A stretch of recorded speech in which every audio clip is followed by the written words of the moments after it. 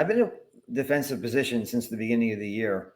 Not because I thought the market was going to collapse. I mean, the market collapsed because of this tariff and trade war that Trump started, and it could be easily ended with a stroke of a pen, and that's exactly what he did. So he capitulated when the bond market said, no, this is not going to happen.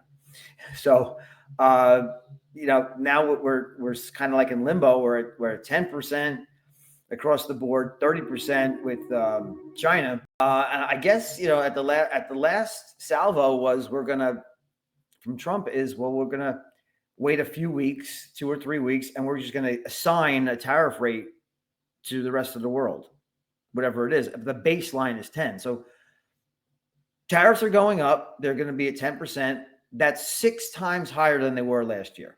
So taxes have gone up by sixfold on the tariff front. So that's a depressant to growth. You also have the immigration, which has been cut down dramatically, which is a hit to labor force growth.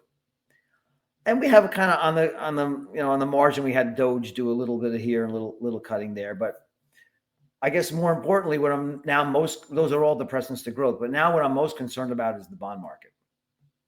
And the long end of the bond market is now sent mortgage rates to over, it's 7.08% now. So you've made an unaffordable housing market even more unaffordable, but the cost of spiking interest rates. So the market can kind of hang in here. I guess it's completely fully valued, Anthony. We're trading at the projected earnings growth of 14%. We're trading at 22 times that projected growth rate. So I kind of see the market in a trading range. The salient danger is, well, we still have a massive equity bubble and a bond bubble and a real estate bubble.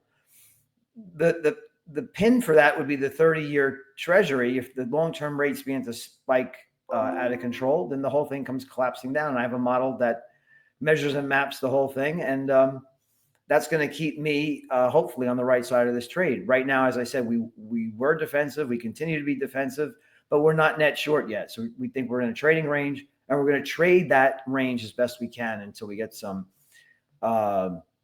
catalyst to burst these bubbles, and that will be the credit markets.